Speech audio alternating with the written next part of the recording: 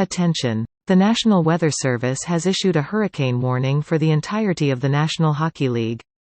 Please stay tuned for further information from the Storm Cellar.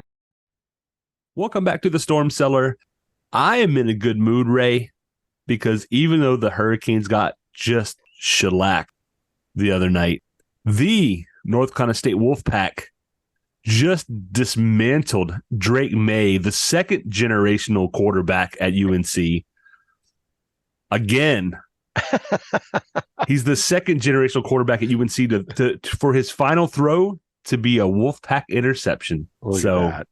Good morning to all the State fans out there. How are you feeling, Rick? Because I know you're a UNC basketball guy. I'm a UNC basketball guy, so I didn't really have any skin in that game in particular. I'm doing all right. I got to tell you though, I'm a weird guy. I'm gonna veer off a little bit. You may not know this, although I think I might have told you before. I have really weird dreams, really strange ones. Like for instance, and I have a little bit of lucidity in them that I can actually control them. So for instance, earlier this week, I dreamt that I was in a duel with swords with Napoleon. I don't know how. I don't know why. Later on in the week, I was having an argument with Gordon Ramsay, and he had bread on the side of my ears and was calling me the idiot sandwich, one of his favorite lines. Mm-hmm. And it was bizarre there too. And then I had this dream that I was in the PNC, and we were playing Tampa. This is all dream. And we're playing great in the first period, right? And then after that, every shot Tampa took went in the net. And I couldn't stop it. That sounds horrible. I'm so thankful that that's a... Oh, wait a minute. That sounds like a nightmare. Yeah. I feel like I had the same dream, right? We all did. Oh, that is bizarre. That doesn't happen very often. Hey, we set an NHL record that night, sir. Auntie Ronta. Poor Father Finn. I don't even know what to make of that. We'll get to it. The first 4 goals weren't even his fault, but you're right. We'll get to it. But, exactly. But the first 4 goals weren't even on him. Yeah, I'm just trying to find a way to make light of that. But we've got much, much better things to talk about, much more fun to have, because in the Storm Cellar, we have a great Caniac joining us, walked in the door. We made room, set up the chair all nice for her. Annie Goldman joins us in the Storm Cellar. Annie, how are you? Welcome. Good morning, guys. I'm fantastic. How you guys doing today? Hanging in there. And as is always the case, we love to have new guests in the Storm Cellar with us. We always like to find out their story, and that's where we're going to go right now. We're going to turn the spotlight right on you, Annie, and hopefully it's not overwhelming. You share what you want, but we always want to hear the story about how Caniacs became how they became the Jerks. I loved the shirt, by the way. A bunch of jerks. I loved it. That was fantastic, and everything about it is great. Let's hear your story. Were you a Caniac right from the start, or did you migrate from another team, which is the case for a lot of our fans? Yeah, that's definitely my husband and myself. We're originally from Long Island, and we moved here to North Carolina 2 months after our wedding in August 05.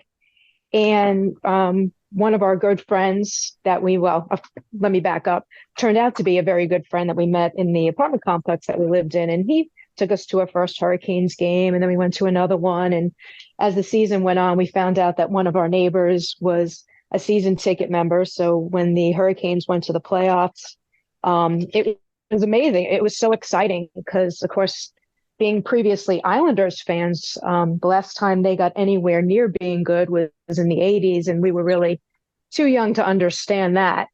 So it didn't really mean much to us. So to be able to experience Caniac Nation in full force, and watching them beat up on cars and beat up on the teams and then beat up on Edmonton was just unbelievable. And I don't want to say we got completely sucked in, but it was like, yes, we are no longer Islanders fans. We are Canes fans.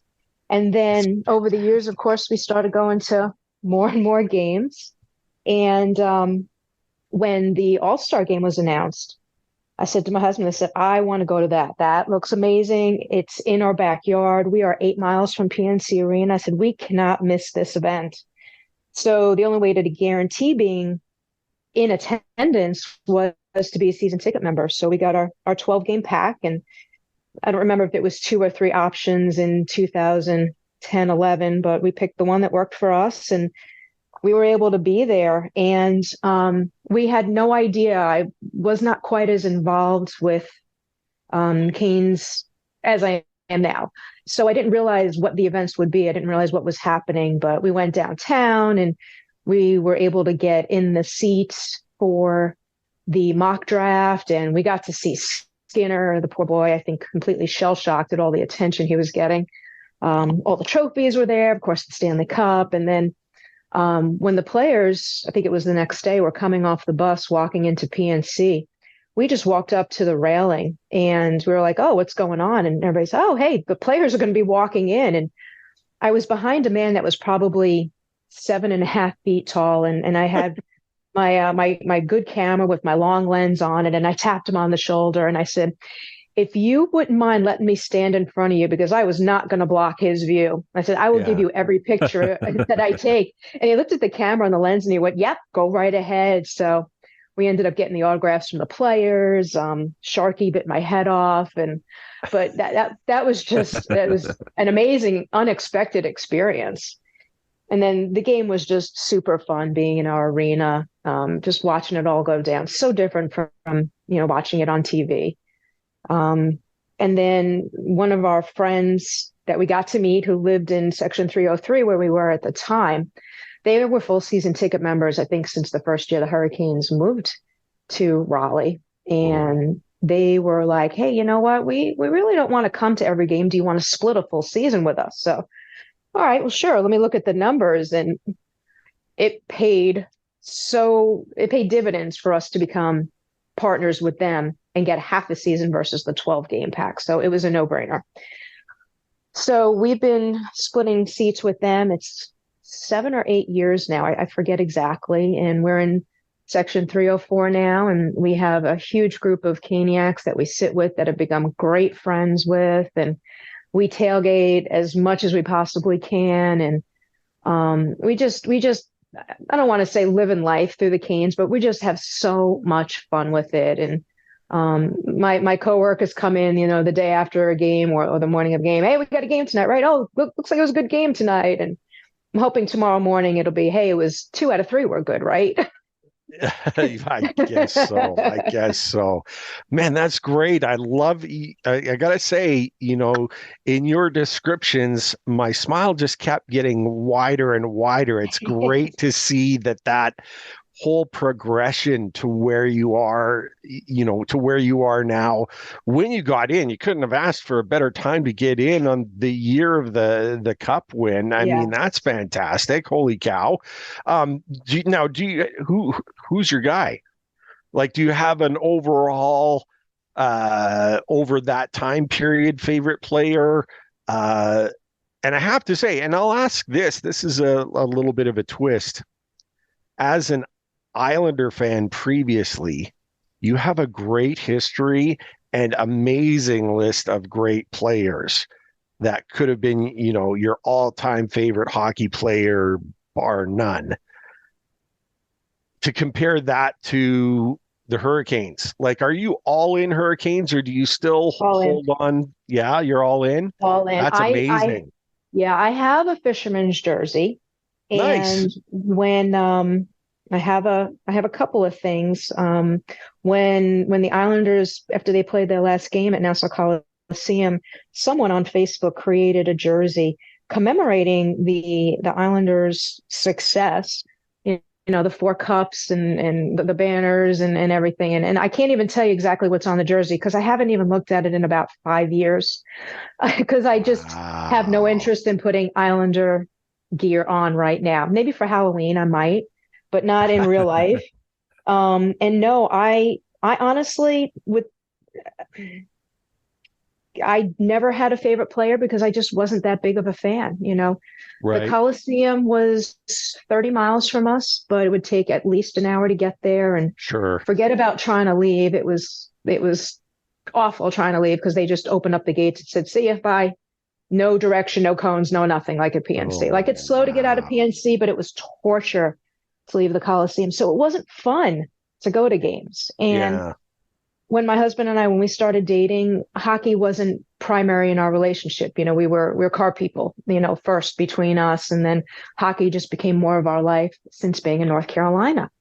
And so no, I have no favorite players. I don't even have a favorite game that I've ever been to for the Islanders. I mean, I remember watching the Stanley Cup in the early 80s, but I was 12, 13, so it didn't make an impact. It's like, oh, cool. All right. What's for lunch? Yeah. Now, favorite players. See, I don't like picking a favorite player. I am a team girl. My husband's the same. We won't put names on our jerseys. However, when Yuri Tlusty was on the team, he was a favorite of mine. But those were the dark days when the team wasn't very good. So, I think I probably picked him because he was adorable. But we've always had a cute team, and that's me saying that as a woman. But I have to say that Jarvis, his play and his passion and his fun, and he's always smiling and he's always trying and he's getting better and better. And I really kind of gravitated toward him after I was at the Canes Corner last year with him and Maniscalco. And he's just so funny and he just lives life. So if I pick a player, yeah, he's going to be my first player, but it's very he's a very close first, if that's not even the right way to say it. But I mean, Serge, I love the kid. Aho, he's fantastic. Nietzsche is fantastic. Brent Burns, I really like him a lot, and I like him a lot because my best friend, she's absolutely he's her favorite player by far. She became a Caniac because of him being on the team. But I got to say Jarvie. And I don't know if you just heard my husband in the background, but after watching the kids' masterpiece at the game the other day, I don't know if you saw the video, but the kids, one child drew a picture of Jarvis, and all the players were just laughing. And Jordan was like, "Well, he looks dumb. That's got to be Jarvie." And then Jordan saying that was so funny. Oh my gosh! And then Turbo just giggling his butt off was just fantastic. It was absolutely fantastic. That's probably been the most animated Turbo's ever been in front of a camera, right? Like combining every video of him together, even. Yeah, exactly. That's great. You know what? You pick a great Jarvis is, I'm an Aho guy, and I've always called him, Francis 2.0. Yeah. But look, Jarvis, he's won my respect, and it's more than just the hat trick against the team that shall not be named. On the Hall of Fame night. It's what he puts in every night. What a great selection that is. Fantastic, Annie. Brad, do we want to talk about this past week? Sort of. Can I pick and choose? Talk about part of it, right? Let's break it down. Let's start in Edmonton, right? That was the first game. The Hurricanes win 6-3. But they played a great 20 minutes, and then they played a okay 40 minutes. You know what I mean? Like, as dominant as that first period was, the other two periods weren't just crushing it. And not even because they scored 4 goals in the first period, but it's not even that. It's just the level of play just didn't continue at that level for the next 40. And that's been one of the issues all year. I mean, something's going on. I mean, something just isn't gelling correctly. Something just feels off. And we're almost a quarter of the way through the season at this point. We're at least, I think, 20% of the way through the season. These issues should be shaken out by now. Like there's something more going on there. And that's kind of why I bring it up now is that 4 goals right off the bat against the Oilers. They completely take McDavid and Draisaitl out of the game. Fantastic. Hyman, is the guy who ends up getting a pair for Edmonton. And the Oilers weren't good and haven't been good. It's kind of an interesting look when you think about it. The preseason favorites almost across the board for the Stanley Cup were the Hurricanes, the Oilers, and then kind of everybody else. Mm-hmm. And the Hurricanes and Oilers are very teams right now. It's really shocking to see, the Rangers we thought would be pretty good. They've been excellent. The Bruins should not have been good. They've been excellent. The Oilers and the Hurricanes have been just struggling. And I don't know. There's just something funky about the way the Hurricanes are playing. I know some of it, and some of this will play into the second game of the week. Some of it's too cute. I mean, yeah, guys falling back into bad habits and guys trying to do too much. And I get that maybe they're gripping their sticks and they're trying too hard. Svech has a 7-game penalty streak going on, and you could tell the kid's dejected, right? Mm-hmm. Like I wasn't going to hammer him online because the players, things that said online do get back to the players, whether they read it themselves or people tell them about it. Nobody's beaten up Svech more than Svech, but at the same time, like, stop taking penalties, dude. I mean, the one he took in the last game, the Tampa Bay game, was just egregious. I was like, how did you not think you were going to get called for that? I mean, you have a reputation now as somebody who takes a lot of penalties. You have to be that much cleaner than everybody else. So it's, the Oilers game, I'm happy they won. They beat a team that they should beat because the Oilers have not been good. But don't let that 6-3, final score, that 4-1 first period, fool you into thinking that was just an excellent overall game by the Canes. It was a good 20 minutes and an okay 40 minutes, and that's not going to win a championship. So, no, it's not. Annie, you said that you were in the rink for the Tampa game. Was the Oiler game also one of your games? Yeah, we were there for that one, and that one was, of course, that was a ton of fun. Seeing the games in person, we've been, like I said, we haven't been to all the games, and then you're saying about the discombobulation and all that, and you're hearing the players call out other players in the interviews and whatnot, and you just got to wonder what in the world is going on. Who are they pointing the finger at? Who trying too hard? It seems Nietzsche always does. Too many passes. I obviously do not play hockey. I couldn't get on skates if I tried, at least not to stand up on them. I'm not a genius. I'm not a GM. I'm nothing in comparison to somebody else. But looking around, you just got to say, what is going on? Why can't you just take that shot? Why do you have to keep going back and forth? And, with Aho making fun of Turbo and saying, oh, he's been hogging up the puck, he's not been passing. Well, good. That's what everybody should be doing, is if you can, even if you think you got a shot, take the shot. So who's the villain? Who's the guy that's not doing his job? Who's the guy that's slacking? Everybody wants to point at Tony, but Tony hasn't been on the ice the past couple of games. So what's the disconnect? Are guys not listening to the coaches? Are guys not doing the workouts? Are guys just saying, you know what, I don't care anymore? And if that's the case, they need to move on, because this is not our team. Most of the time. Sometimes it is, but most of the time, this just hasn't been the team that we've all been cheering and rooting for this is 6 seasons now since Rob took over.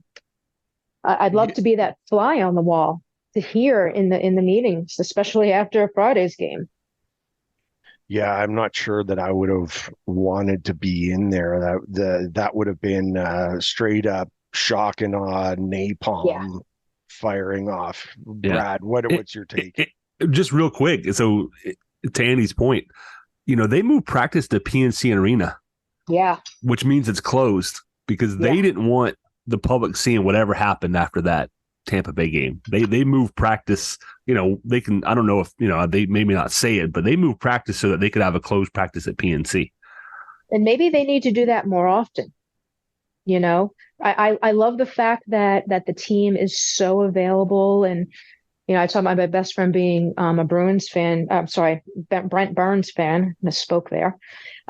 She's Canadian, and she's like, yeah, we can never do anything of what you get to do down there. You've got so much access. And maybe we have too much access to the team. Maybe, and I don't want to blame anybody, but, maybe they need to do a few more closed practices where they just get out on the ice and say what they have to say and do what they have to do and just, get back to kicking butt.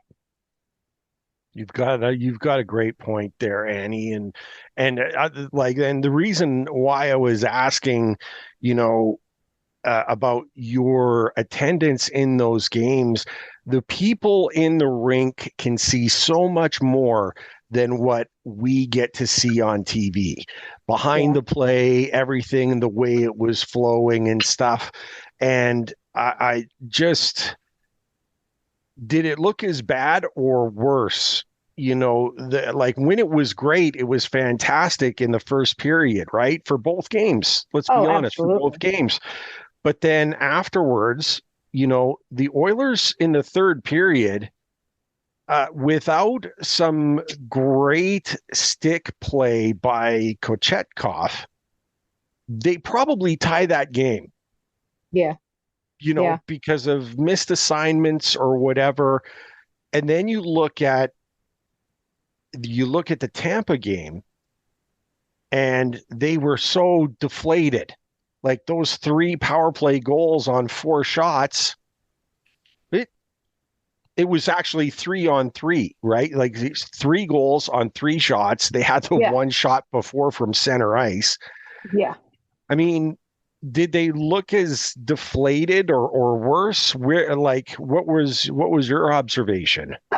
Well, in the Oilers game, we concluded that the Oilers were just like, well, the heck with it. We're just going to do whatever we can. It doesn't matter if we take a penalty or if we don't take a penalty. We're just going to keep going for it because we've got nothing to lose at this point.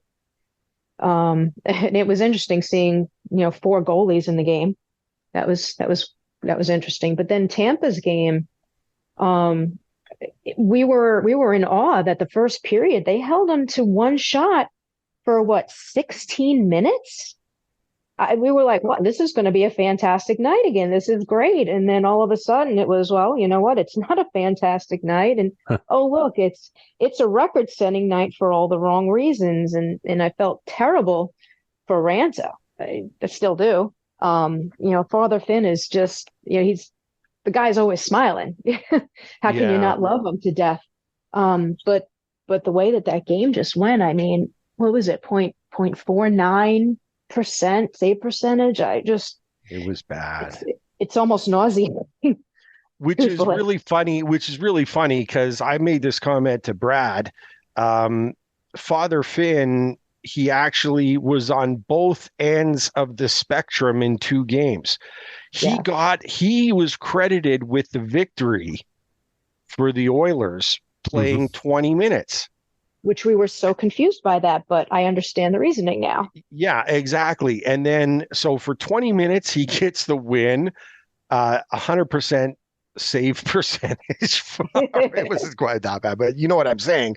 Yeah. Like he did great. And then all of a sudden you go to the next game and he sets a record for the worst reason. And it's so crazy. Just diametrically opposite. I'm stunned by this. We've kind of said it a few times already this year, Brad. We don't sugarcoat really anything. When we see issues, we like to bring them up because we're realists. This team has played Canes hockey, the quote unquote Canes hockey, still for only maybe 3 to 4 games so far out of their 19 that they've played. Yeah. Yeah, I'd agree with that. Where is the full 60? Where is the full 60 that this team, has spoiled us with for these past 5 years? It's not there. We still don't have a full 60, and I can't even imagine how difficult it's going to be for the team if they can't bring a full 60 this afternoon. When they they need to figure it out, man. They have 22 points, which puts them 9 points behind the Rangers. Yeah. Same number of game played. They're only, I think it's 6 points ahead of the last place Metro Division Columbus Blue Jackets. Yeah. So you might be sitting in fourth, when you're looking at the standings, you're a lot closer to eighth than you are first. Striking. And with what we said, it was maybe the most talented team on paper ever in Carolina. Mm-hmm. That's not good. I mean, clearly something's funky, right? Like when Peter Laviolette comes in, Peter Laviolette helps them win a cup. But he played a very demanding, high-paced, high-energy style. Not dissimilar to what Rod Brindamore is asking them to do. Mm-hmm. And it quickly became apparent within, the following season, the guys weren't going to work, and they started tuning them out, right? Laviolette out the door. Yeah. And I don't think that's happening to Rod. Like, I can't imagine a scenario where the players in that locker room tune out, the Rod Brindamore. Yeah. However, are they tuning out Stahl? That's legitimate, in my opinion. Just looking at his comments and some of the things that I've seen, that's a legitimate concern. Like, I worry about that. It's, when multiple say, guys not buying in, those kind of things. We talked about this a little bit last week. I don't know that means that they don't believe, but the Tampa Bay game is an excellent example of too many passes. Drop passes have started going back to nowhere again. I'll get heat for this, maybe, and maybe rightfully so. Natchez has the puck on his stick. Vasilevsky's down, double pack save, position with zero angle, and he doesn't shoot. Right, he just kind of fidgets for a minute and then skates. And you got to shoot. I'm sorry. I don't care how. We have seen Hurricanes score from behind the goal line, from the corners, bouncing it off the back of the goalie, for example. We've seen fluky goals across the league where you get a flutter shot, right? It kind of arcs up and just kind of drops in behind the goalie. We've seen pucks this year bounce off the glass behind the goal, bounce all the way up and hit the goalie, and then bounce in. Yeah. Mm-hmm. When 80% of that 24 square foot net is open, if you have 20 square feet to shoot at, you got to shoot. I'm sorry. Yep. There is zero. I don't care how bad the shot is. So let's say you're not going to score, right? So what? Maybe it deflects to the other side, which is even more open. Maybe somebody gets a stick. I mean, you don't know what's going to happen, but I can tell you what's not going to happen if you don't do anything. Nothing. You're not going to score. And I'm not trying to lay this on Natchez. I mean, Natchez has had a pretty good offensive year thus far, but there's other issues with 10. It. I mean, and plus minus isn't the end all be all, but plus minus is only rated, 5v5, 4v4, like when it's even strength. That's brutal. I mean, that's he and D'Angelo were tied for -10. That's just awful. And some of that I think is Marty Natchez. I'm going to pick on him a little bit, not a lot, so nobody get too mad. But he reverts almost. There are times when he goes back to doing things that are bad habits, like drop passes. Yeah, trying to skate through something when he should pass, or trying to pass when he should just fire up the jets and just take it in. Brent Burns. In that game, I'm going to pick on Burns passed on a 2-on-1, I think it was, when he 100% should have shot because the defender was playing the pass. You have to shoot the puck. I've said it he's for got such a great shot too. That's the reason. And he's got an amazing shot, right? Yeah. For years, I have said I want one selfish hockey player. I want one person on the Canes who goes, I hate assists. Assists are the bane of my existence. I want to go, I want to get 100 points and I want to be 100 goals and 0 assists because assists are the devil. And I want one guy who's willing to play some defense and shoot the puck every time it comes to him. Yeah. Well, Turbo seemed like he was going to take that over this year. That's sure what it looked like at the start, didn't it? And somebody who has a beautiful shot, Annie. They talk a lot about Kucherov and how quickly he gets the puck off of his stick when he gets it, and that's why it makes him lethal. Turbo shot is almost as good. I mean, it's right there. It is. I'm with you 100%. It's so tough. It's so tough to look at the discombobulation. Annie, I love that word. It's one of my top 10 words, and that's really what's going on. And our listeners might think we're wailing and gnashing teeth here because in the end, all that really matters, and as was proven by the Bruins last season, how high you finish in the playoff standings is really irrelevant. Mm-hmm. It's irrelevant. You just get into the playoffs, get your foot in the door, and then make things happen.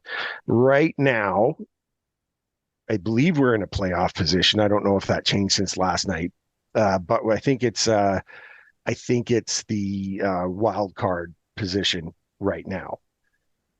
And or are we out, Brad? You're shaking your head. We are outside of Toronto, who has been terrible the last. Yeah, I'm so.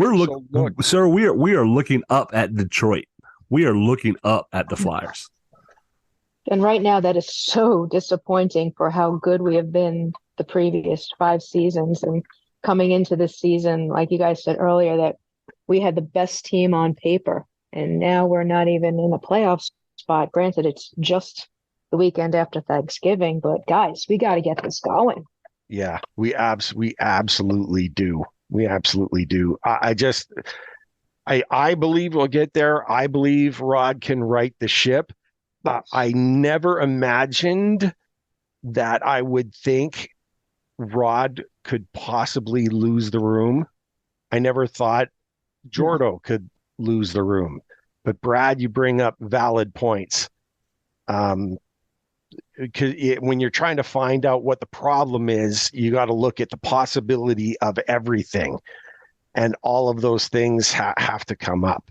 It's hard to say, right? And it's hard to think. I think how they react over the next 10 games, I think will tell us if we actually have to look at whether Rod has lost the room or not. Yeah, and I don't think he has. I mean, people are going to say people are going to say like, "Oh, y'all are ridiculous," and we're not as ridiculous as the people who want to who say that Rod should be fired. Right, and that's where I was going. Right? Yeah, we're not saying Rod should be fired. We're not saying anything of the sort. However, the worst assumptions you can make, whether it's hockey, whether it's science, whether it's is to assume, okay, this thing isn't variable, right? This is constant. That can't. We're going to ignore it. Coach, your captain's a variable. I'm sorry, it just is. And we wouldn't be having these conversations if we didn't care. That's the biggest thing. I kind of said on Twitter the other day, failing a test by a point is always worse than bombing the test. Because if you bomb the test, you knew you were going to bomb the test. You didn't think you were going to do well, and then you get a 15 out of 100 or something. But when you lose it by a point, and you know that you worked hard, and you know that you tried, always worse, right? Mm-hmm. But the Hurricanes.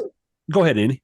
Sorry. Do you really think the guys went into the game Friday going, "Oh, you know what? I don't think we're going to play well tonight, and I think we're just going to let them shoot and get 50% of their pucks in the net that they shoot on"?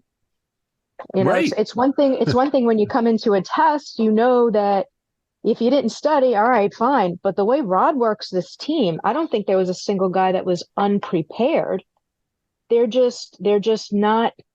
If it goes back to what both Jordans, Martin Oak and Stahl, has said, they're not playing their game. They're not following through. They're not buying into the system. Well, why all of a sudden?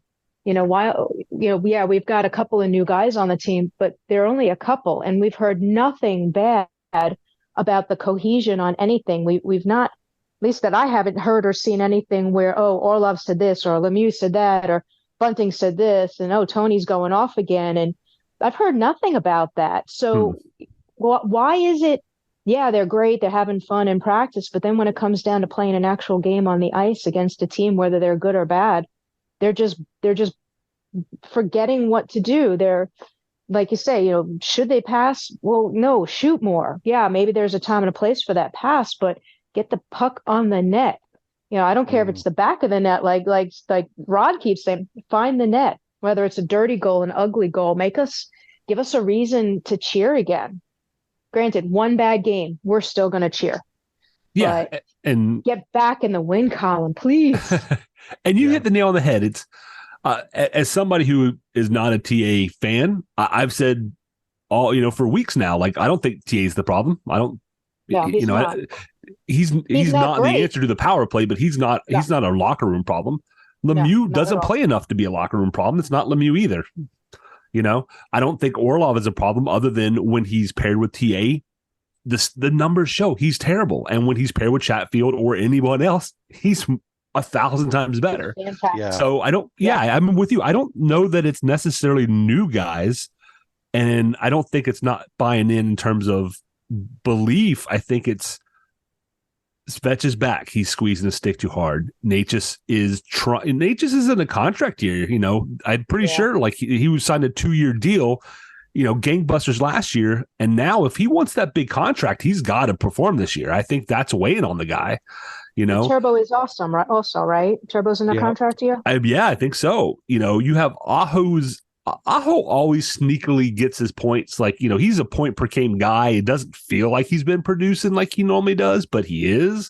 So that's an easy one to go, oh yeah. The third line had the best chance for goals for of any line in hockey and just wasn't putting the puck in the net. And now, luckily that's starting to change. So some of it's puck luck. And really that's what Rod Brindamore is banking on. Is in the end, this will even out, right? The Bruins will return to earth. The Rangers are going to settle in. The Hurricanes are going to be playing better because they are better. They should be better. So it's, I guess, to summarize, because I know I can be long-winded, this is nitpicking and being critical of things that are legit concerns and talking about them doesn't mean people aren't fans, doesn't mean people aren't happy, doesn't mean they're off the rocker. It just means that there's some legit concerns, right? Mm-hmm. That's fine. What you don't want is apathy. And if you go back to the pre-Rod Brindamore era, we were approaching fan apathy. People just didn't care. And at least if people were upset, I know they care, because people don't get upset for things they don't care about. So even with the season not getting off to a great start, right? They're only at like 579, like they're 3 games above 500. I mean, hey, they don't have any overtime losses, right? Like, look for a positive. Like, they should get better. I agree with you, Ray. I think get through the next month, right? Get us to the new year and see where they stand. I mean, they have a chance here to go.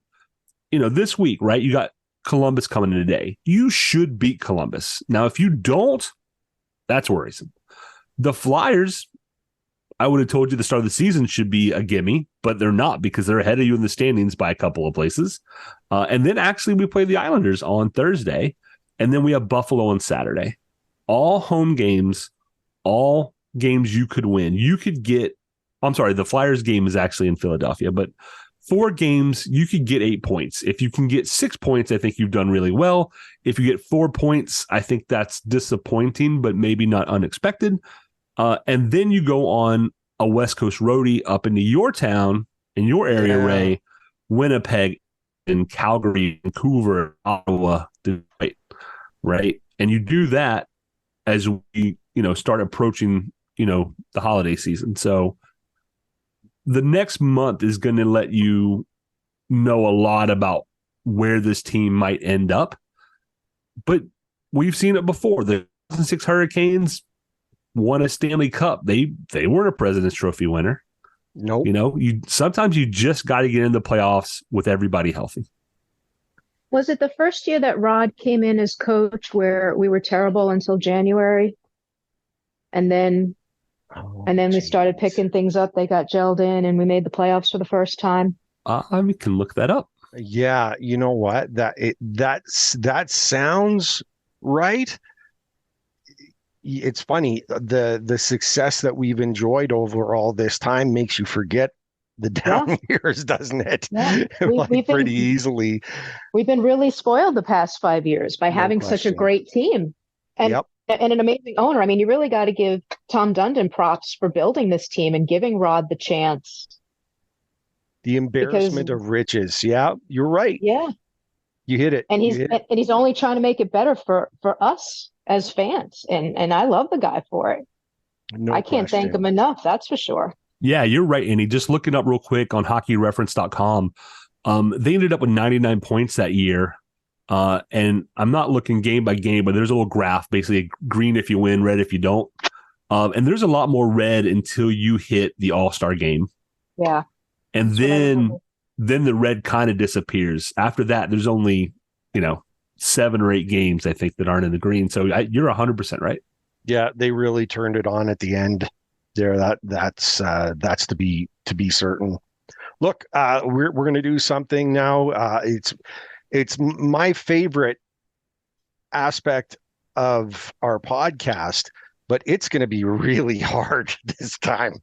It's going to be really difficult. This is going to be so Annie, you've listened to the show. You know what Stormwatch is all about, where we break down the players, aspects of the team into 3 categories: tropical depressions, tropical storms, which are either on the way up or on the way down, but they're not full strength. And then the hurricane, which is, this is what we want out of our team, our player, and so forth. And we categorize them. And Brad, I'm going to let you go first on this one. But where do we want to start? Do we want to start from depression? Let's go worst to best. Worst to best. Okay. I need more NC State Wolfpack and less Tampa Bay Lightning in my life right now. There you go. Okay, fair enough. Let's start with tropical depression. Who or what aspect is your tropical depression right now? I'm just going to say defensive forwards. The defensive play of the forward group needs to be improved a lot. It's fine to have the defenseman pinching. You can do those things, but you got to get back in cover. And there have been a few times lately where it looks like some guys are just standing around more than usual. And defense has been the identity of this team since Rod took over. I mean, that's why Aho's not a 40-goal scorer, is because he would prefer he play a 2-way game and not just cherry pick and not do those things that other teams let their stars do, right? And if the defense isn't there, then you better be scoring goals. But it starts with a Rod Brindamore team with defense, and the defense just hasn't been good enough. So the defensive, particularly the forwards, I think the defensemen with Chatfield and with Orlov it's fairly solid. In fact, Orlov Chatfield was the best defensive pair on the ice the other night, quite frankly. Yeah. Shea and Pesci was probably the worst. But Burns and Slavin were so at best. So the defensemen, I think, are for the most part doing their jobs now, but the forwards need to pick up. They need to be more aggressive, in my opinion. Annie, what who or what is the tropical depression amongst our squad in Raleigh? Brad, I think you totally hit it on the head with defense not being up to what we consider par. But offense has got to score the goals. There's no question. You can't win a game unless you score goals. And yeah, we did great on Wednesday against the Oilers, but we always need to at least get one more than the other team, whether it's 1-0 or whatever. And just find that gel, find that the system. That's a good call there. For me, as tropical depression goes, I'm gonna pick a player, and we've already mentioned him a couple of times. Natchez is making me crazy. Natchez is making me crazy, and for the most part, it is because of the thing that he does. He could teach masterwork classes on the drop pass to no one. Yes. Every time he races up with a full thing of speed and he crosses the blue line and drops it back thinking that someone is going to be there, and they aren't, and the puck goes in the other direction. Whether it's along the boards, whether he has something that arguably more than anyone else on the team, and that is speed. And if he uses his speed properly, he could get to the net. He could make things happen with his speed. The problem is he's doing too much on his own, and he's dropping back like he's thinking he's got all the moves, and then that puck is dropped back to no one. And the fact that the matter is that is contagious because more players are doing it. Mm-hmm. Now, I cannot decide if the problem is the guy who is doing the drop pass, or maybe someone is supposed to be there and isn't doing their job. Maybe that's a set play, right? You can't blame the guy who is doing a set play, who's leading it off when the other players aren't in their positions. Is that what Jordan Staal is calling them out for? And, maybe there you go. Maybe. Yeah, maybe that is. So look, I'm picking on Natchez, and the only reason, really, I love every aspect about him. He's just got to put it all together. The bar is so high for him. But I want that. I want that from him. Let's move to Tropical Storm, who's somewhere in the middle. Either going up or going down for you, and we're going to go to you, Annie, first. Let you pick first. Who is okay but not great and not terrible either, or what is in that sense to you? Well, I told you, earlier that Svetch is definitely one of my favorites, and I was so excited to see that he was back on the team for this season after a couple of games being out still. He's trying his heart out. He certainly is. He got his first goal. It was taken back due to offsides on Natchez. He's somewhere in the middle. He's playing great, but he's just not finding where he needs to be. He's not back to the Svetch of before injury. And is it a confidence thing? Is it just that? Is he trying not hard enough? Is he trying too hard? I just don't know. I don't want to pick on him. I think the guy is great. I love his personality. I love how he's great with the kids that come to see him and the fans and all that. But he's got to pick up the pace on the ice. That's absolutely fair. Brad, what do you think? So originally I was thinking about Stefan Nazen, but thanks to Travis, we know that guy's elite, so I'm not going to pick him, actually. I'm going to go with Michael Bunting. And the only bright spot, if you will, in that last game was Michael Bunting. Yeah. I even ran a poll, like, should we even give a game stick? Like, I almost didn't want to. Ray and I had already talked about it. We both said, if we give a game stick, it's going to Michael Bunting. And then I think he earned it. He is doing what we expected him to do. He was brought in to draw penalties, put up some points. He's averaging about 0.67 per game. I think he's got 12 points, most assists, 31 penalty minutes, which is high. But he's kind of doing what we thought he would do. But he was a top line guy in Toronto, right? He's on the fourth line right now, which, as we know, in Carolina, that is not an indicator of skill. No. especially when we have more than 6 top 6 guys. Somebody's got to go down. I think putting Bunting down there with Nazen and Drury has really actually worked pretty well. They were maybe the best line the other night. So I'm hoping that this is him on the rise, right? I'm hoping we're about to enter like a few weeks of like the Michael Bunting era where he really puts the hammer down, because I can see it coming together for him in Carolina, and looking forward to hopefully seeing him just elevate a little bit, because I think he's got all the tools that we need to help push this team and get this team back in the W column. So for me, my tropical storm, and you kind of alluded to it earlier, Brad, is Aho.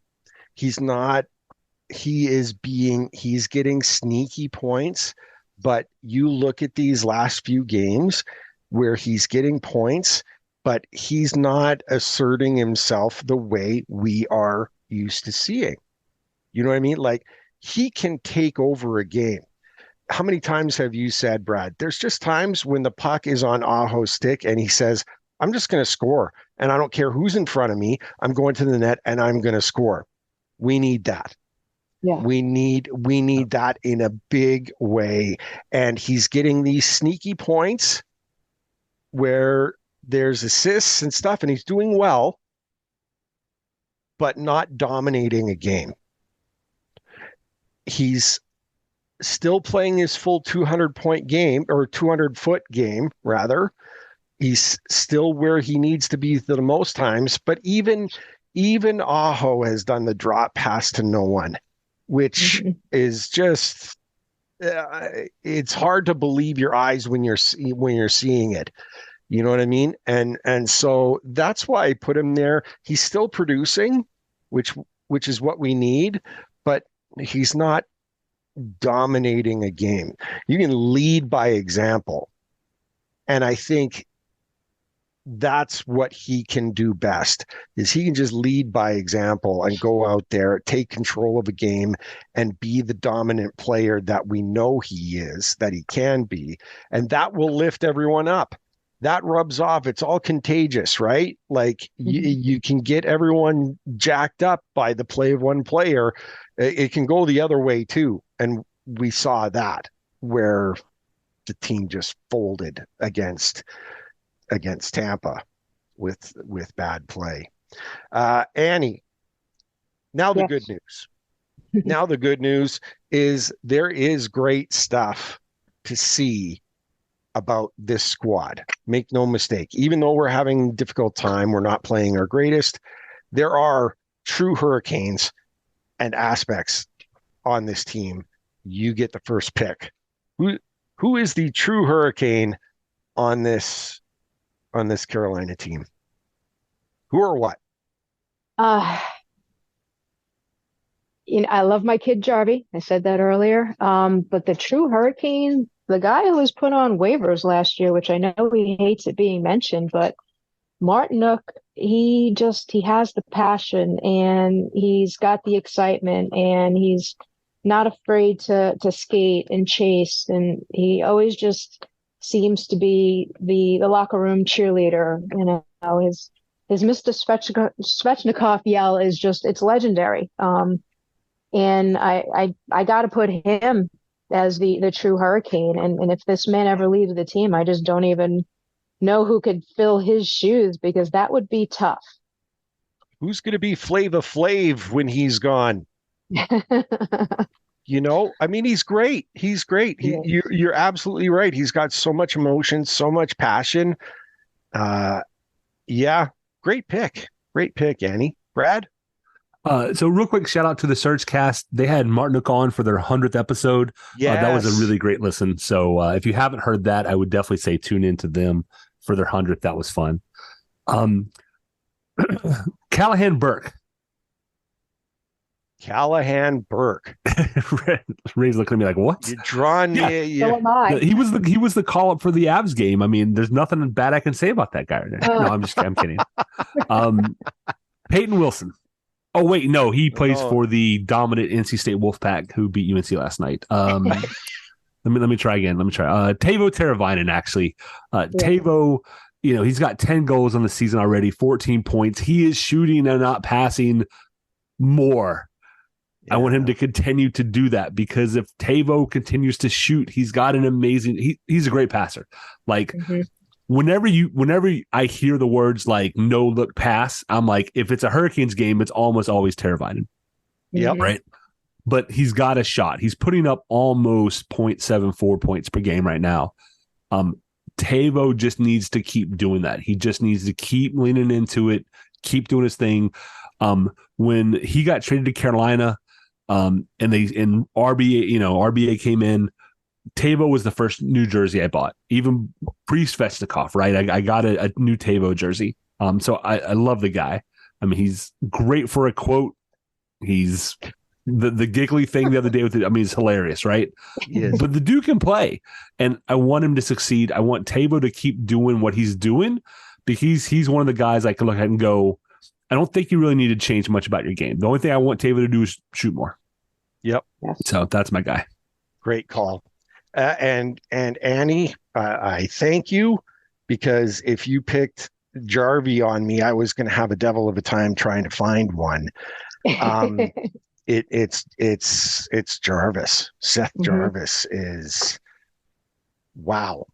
I mean, the goal that he scored, that fourth one against Edmonton, and he had an assist that night. I mean, they were just clicking, and he is working so hard. You see him on every shift. He does not take a shift off.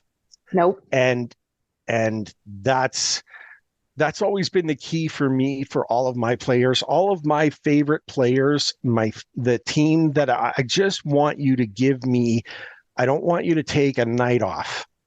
When you step on that ice, you're giving me 100%, and you're going hard every shift to make a difference. And this team as a whole have been doing that for 5 years. They're not doing it now.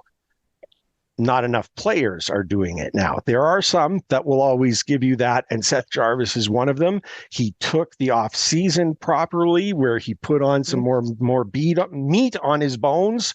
I mean, and he is out there giving her all the time, and he's got a great shot. So Jarvis is my Hurricane for sure. And you know what? And I want to give a very quick shout out as a honorary mention to Chatfield, who got the opportunity to prove himself and did not waste it. He was great. He was great against Edmonton. Yeah. And he wasn't the problem against Tampa. Everyone was. But he was great, and he helps. His insertion into the lineup has made Orlov better. And Orlov is another one who, as an honorary mention or a dishonorable mention, is a guy I put in depression. We need more out of 7 million than that. Yeah, 100%. I mean, like, we just need more. So that's that. But when he's with Chatfield, you see closer to that, at least. Yeah. He was definitely more playing like Tony in his 1 million or whatever Tony got this year than with Chatfield. Yeah, for sure. So look, we've taken care of that, and now there's something that we don't always do here in the Storm Cellar. We're going to step away from the Hurricanes and talk about a couple of things very quickly. Number one, and I guess the two players that I want to talk about, the same. It's the same question and it's to the NHL. What the hell are you doing? Marc-Andre Fleury, who is one of my favorite players in the league. I love him to death. He was lucky enough to have a special mask made for the Native American Heritage Night that Minnesota was taking part in on Friday against the Avs. And he got this beautiful mask that they're auctioning off. And in the process, he was planning to wear it as in the warm-up. The NHL inexplicably says, no, you can't wear it. And I'm still trying to find the logic or reason of why he couldn't. Why, like, it is a mask. You can put whatever you want on the mask. A goaltender is, I understand it, if they wanted to have 82 masks and wear a different one every night, they would have the ability to do that. They don't have to have I don't know if that's possible or not, and it's insane. It would be insane to do so. Those masks are like so intricate and expensive, especially with some of the amazing artwork they put on it. Yeah, and you look at this one. This is a beautiful mask. It's got sayings on it referencing his father. It's to honor his wife. His kids' names are on it. Yeah, and the league inexplicably says, nope, you can't wear it. Even though Bobrovsky earlier in the season wore a different mask for Fight Cancer Night. What is, Brad, what's going on? What possible logic? I've seen the hashtag that describes this phenomenon. It's best sport, worst league.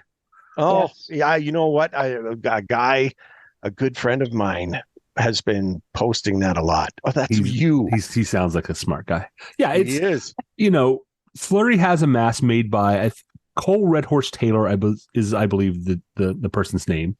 Mm-hmm. Right? He's an indigenous artist. It's referencing his wife. Like there's a frog on it and a fleur de lis and 3 Stanley Cups and some flowers and kids' names and the league is like, no, because I guess they just don't think people hate them enough. I really don't understand. Guys can have religious symbols on their masks. They can have, transformers on their masks. They can have pucks on. There's nothing that I've seen that's really been like an off limits thing that's not like profane. And they said no. And I all love to Fleury. And I'm going to also call in Travis Dermott, who is the guy who broke the Pride tape, ban.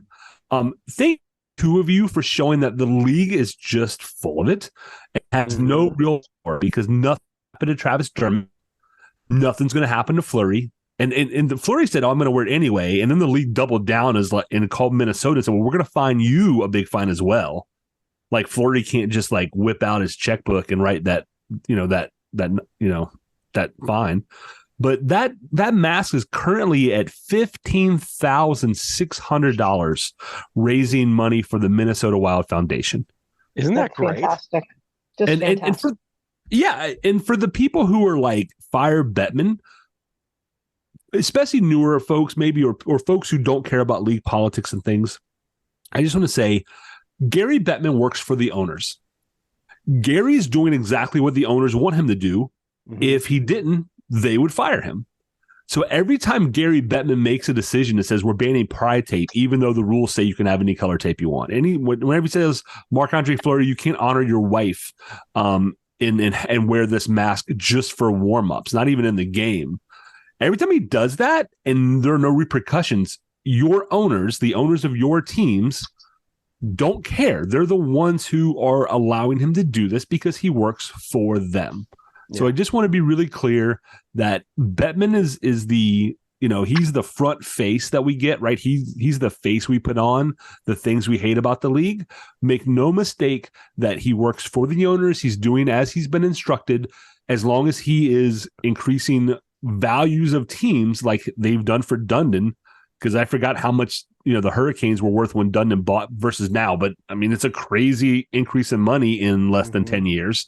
As long as that's happening, the owners probably don't care. So terrible look for the league. They can't keep, I don't know, they can't get out of their own way. Like, the people keep saying like, oh, like, I don't know, keep politics out of hockey. Like, just shut up about it. I agree. The NHL should just shut up about it and let the players do their thing. And if they want to do things to commemorate special things that they care about, then they should do that. And if people don't want to participate, they should do that. That's fine. But the league just can't get out of its own way. It's go ahead. Sorry. It's just awful. I mean, it's It's one thing. It's one thing if he was just doing it to do it, but he was honoring his family. Everything on that was personal to him. It wasn't just like, you know what, they said I can't do it, so I'm just going to go against them and I'm just going to put all sorts of different things on my helmet. No, he had his wife, his dad, his children represented on that. How can you say no to a man? And I'm so glad that he was like, you know what, I'm going to wear it anyway. Because I was one of, I'm sure, a lot of people who were like, start the GoFundMe, I'll help pay your fine, because that's ridiculous. Mm-hmm. Whether I was ready to chip into, for sure. Yeah. Whether or not that's what the owners truly want, I think that maybe Bettman towed the line there and just was like, well, we don't want you to acknowledge it, but I'm just going to make sure that I'm going to make an example of you. And I'm glad that Fleury was like, well, I'll make an example too, and I'm just going to wear it anyway.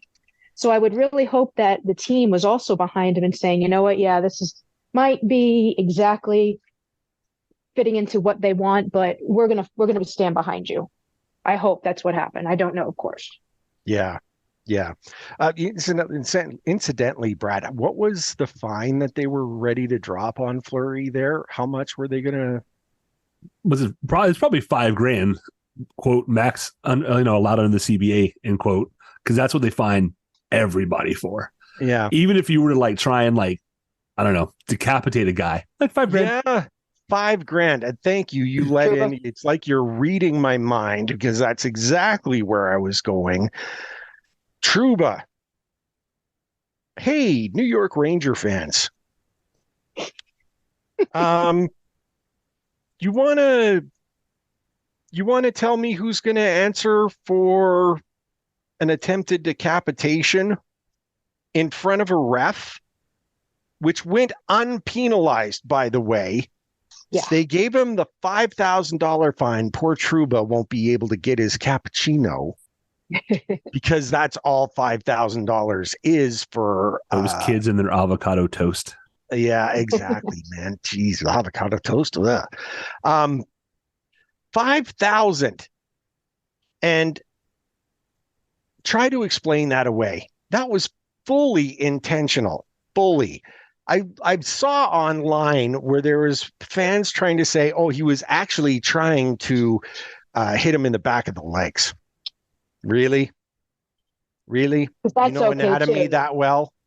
You know anatomy that well that the legs of every player are about 6-7 feet off the ground? 6 feet? Instead of trying to decapitate him, he's going to Bobby Clark him.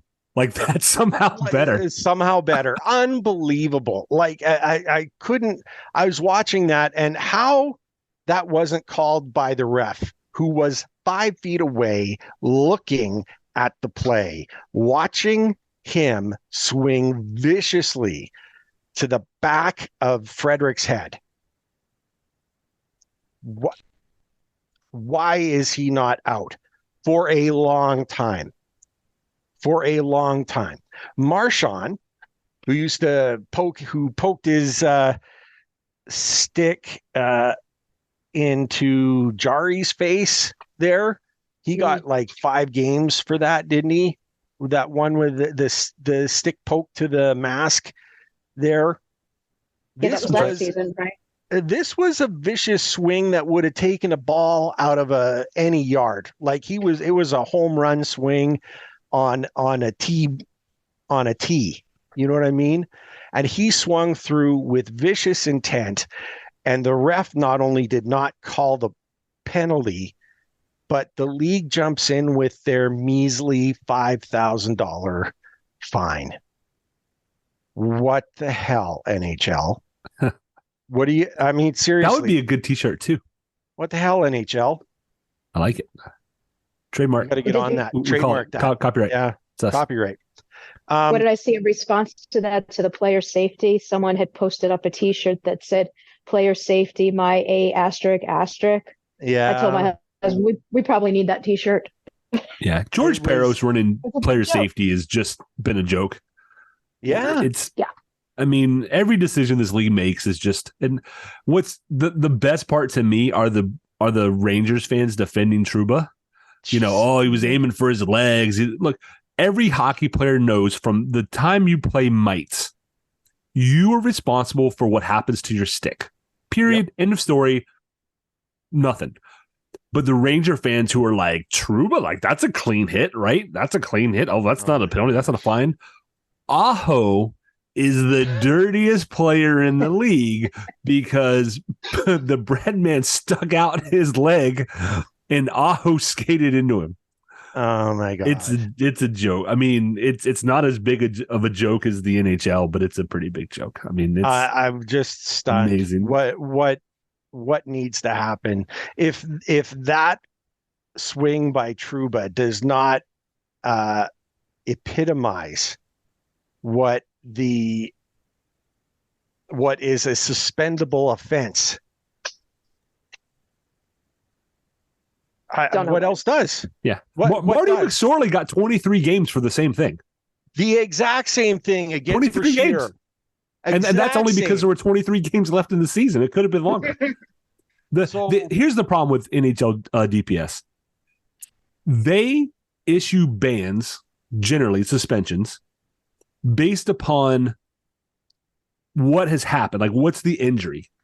Oh, you two-handed swing, you hit a guy in the head, you knock him out, he's going to miss a few weeks. All right, you're getting 3 games, right? Yeah. But when they look back, they go, oh, well, like, Frederick didn't die. Like, and it's the barely, yeah. I almost wonder, did the Rangers make Trouba the captain because that makes it even harder for the league to suspend him? I have no idea. If you're the league, how do you suspend the Rangers captain, regardless of how dirty he is? Is that not a look for the league? I mean, it shouldn't be as bad of a look as like letting the guy two-hand swing, through somebody's head. But maybe that's just a masterclass for New York of saying, hey, if Trouba's the captain, like, they won't suspend him. Maybe that's brilliant strategy. Like, can we bring Stu Grimson back and make him the captain? Oh my god! I don't know, but it was stunning to me looking at the tape, and I've seen it over and over and over again. And the fact that the ref who was right there, who didn't call anything, fire that guy. Fire him. Really? What are you looking at? What are you looking at? If that's Clearly not nothing. a high stick, then you're not paying attention to the game, clearly. And you need to go. You need to find another job. And the second angle, it doesn't look as bad from the second angle, but he still took a full swing at a guy's head. And the Rangers fans who say, "Oh, look at this second! It looks like the kid's holding on to his stick." He's not holding on to his stick. No, he had his hand on his jersey and he let it go before the swing started. So I agree. It doesn't look as bad there. You know why? Because the first one is so egregious. I can't believe it happened in a hockey game. And I mean, so obviously things happen on the ice that can't happen in real life. But can you imagine if you did that, like playing street hockey outside? Like, you would 100% be in jail today. Not only would you be in jail. Yeah. I mean, there was a lot of people that said that's not just high sticking, it's assault. The league is going to, one of these days, somebody is going to decide that a guy like Trouba or Reeves or one of these folks, they're going to decide they've had enough. And they're 100% going to do that with a guy's helmet's off or something. And somebody's going to be really hurt. And I blame the league. It's only a matter of time. I'm telling you today, I'm going to blame the league for not reeling this stuff in. No, but question. we're not allowed to say anything to the refs. The refs don't have to be accountable for the calls that they miss day in and day out. Thank you, Annie. But our coaches 100%. can't say anything in their team's defense. How is that one-sided? Oh, Annie. Completely one-sided. The NHL is the worst ever at, like, we're going to keep things secret and make things not transparent, and then people won't know the bad stuff. But, like, everything is on video. Everything is on instant replay. We have 4 angles for everything because it's televised, even though it's hard to find. I know Ray was having trouble getting the game the other night because the NHL is terrible at promoting itself. And they do the opposite of the right thing to do so often. I just don't understand it. I did do a poll, Ray. We might actually print up best sport, worst league shirts. We should do it.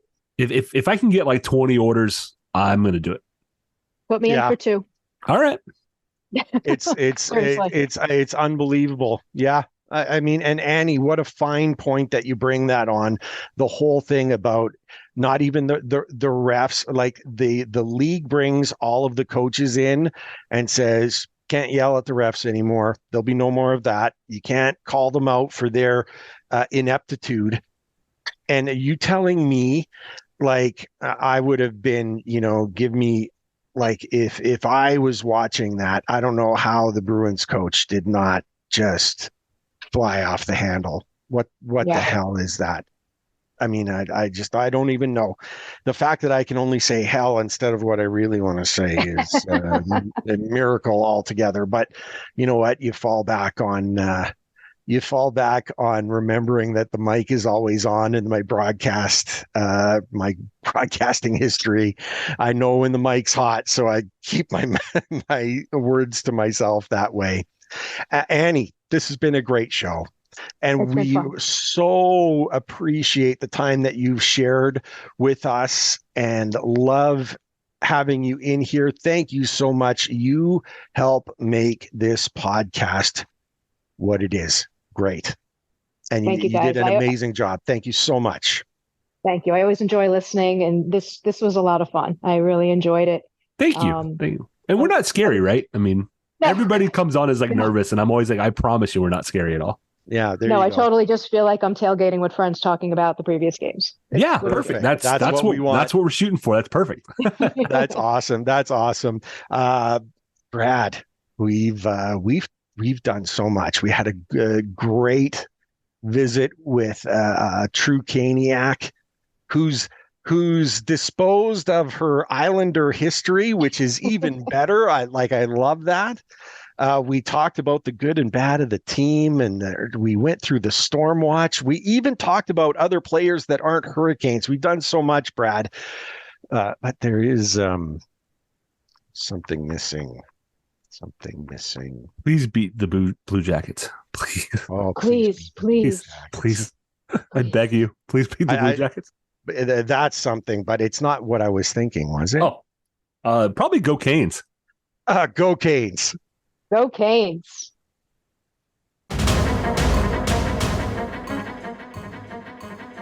Thank you everyone for tuning in. Ray and I greatly appreciate your support in helping us produce an informative and fun podcast. As always, we'd like to say that we believe hockey is for everyone. Whether you're a Caniac or a bunch of jerks, doesn't matter, as we're just a couple of jerks anyway.